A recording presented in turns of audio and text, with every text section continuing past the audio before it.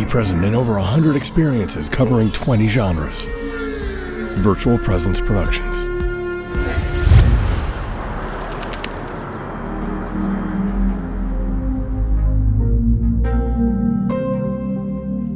What up? It is Tuesday, the 14th, and I thought I should say something about these fires. As you can see, we are not affected by these fires. However, everybody I've ever known thinks we are, and I've been feeling a bit of an imposter syndrome, like, have these people like, they're not really even in LA. Clearly San Fernando Valley is not part of LA. It really is. Like, it's very odd to have something so devastating to our city that is very natural and should be filling our skies. And if you watch the news, and we're just, I mean, there's nothing. The skies have looked like this the whole time. Can't smell smoke. One morning, I think I smelled a little bit. When the winds died down, ironically, that's when it started to settle. But no, it's been windy and it's been blowing past us, and it has had zero effect other than the fact that the kids haven't been in school because of the proximity to the Eaton fire. There's the Eaton fire, and then there's Palisade fire. And it was just an air quality concern. And honestly, it wasn't even an air quality concern. It was more of a, oh shit, what happens if the wind shifts concern. And that's been the big thing. I didn't go to my meeting last week because I had to take the 405 down, and I was like, oh shit, there's a chance I go down, and then it goes, whoo, and then I'm stuck. So put that off, maybe this week, next week. But again, the constant texts and people wondering and people being concerned, we're fine. I even went to some evacuation centers that are here in the valley, and there was nobody there because, you know, people are going to the evacuation centers near them. We're not even close to the evacuation centers for this tragedy, this disaster. So we're safe. It's very odd to see like disaster relief and then a park with kids playing as if nothing's happening. But on that same note, I wanted to say a few things about empathy and the utter lack of it online, or the lack of understanding about rich people. Or I get it. If you're really struggling with money, real hard to feel bad for somebody who loses something that they can easily replace, so you think. And yes, the Pacific Palisades was a very, very well-to-do area. And I could remind you that, you know, a lot of those people bought it when they weren't very well-to-do and had been there for 40 years, and they just lost everything. And, you know, much in the same way as I have a home in Los Angeles I could not possibly afford if I hadn't gotten that home in 2003. So I'm in this weird, people are like, oh, you got your house and you blah, blah, blah. I'm like, shit, I couldn't even afford to build what's behind me right now. But I did it at a time when I could. You know what I mean? So you're in this weird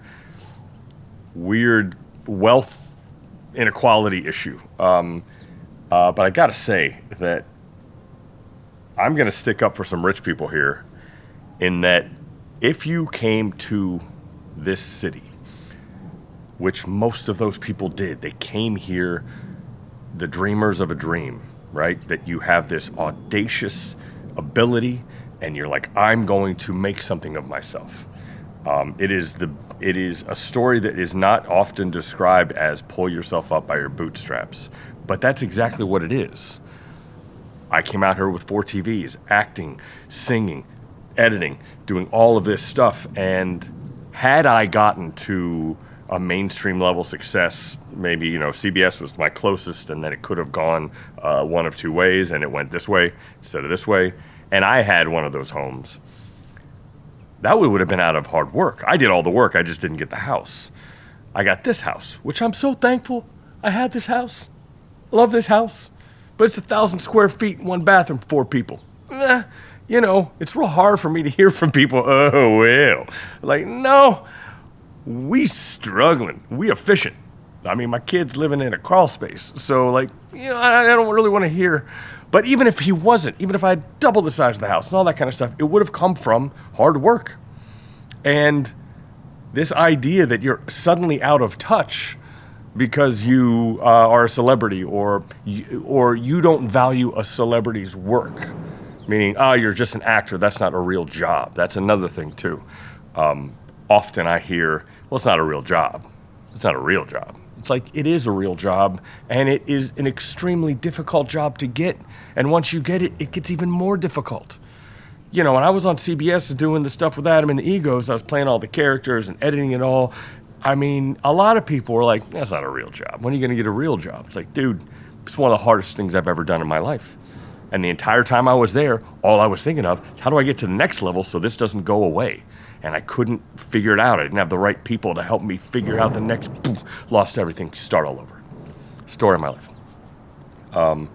But this ability to erase a population of people because they were successful at their job is really odd. And I get it. There are people that are doing everything right. They went to school, they got the degree, they have their job, and they're not winning at life. And they're angry. I'm not dismissing that. However, just because your pain isn't their pain doesn't mean their pain doesn't count. And what has happened to us? Like, what the fuck has happened to us? This narcissistic, it's me, you know? It'd be like going into a cancer ward and saying, yeah, well, what about heart disease? Like, what the fuck are we doing? You know? How many what about North Carolinas can I read in a fucking comment thread about these LA fires? You know, like, what about it? What are you talking about? And from what I understand, they got their federal funds. I'm so confused by all that. Just because it still hasn't been rebuilt, yeah, shit, it can take years. It's going to take years for this, too. So, guys, just get offline, dude. Like, funny considering this will be online, but, like, you got to stop with the news and the politicization of everything. Fucking Christ, there's so many goddamn fire hydrant experts right now telling me what they should have done. And how many firemen have to get on the TV and go, fire hydrants aren't supposed to fight wildfires. That's not how that works. This was like a once-in-a-lifetime event with hurricane winds and a dry season and a fire. Oops. That happens. They got it pretty contained now. I think they're going to be all right. Move on. Anyway, had to say something. I got meetings this week for Virtual Presence. I guess I'm going to have a Virtual Presence podcast here by the end of the month, but I'm not exactly sure who with. And the journey continues. And of course, my thoughts and prayers go out to the people that were affected by this, some people we know. This is one of those moments in life, right? This is one of those difficult chapters that's going to make you a better human in the future. And you might not believe it now, but it will. It will. Oh, and there's a lot more of these. Please check out my other VRLOGs and subscribe and comment. It means the world to me.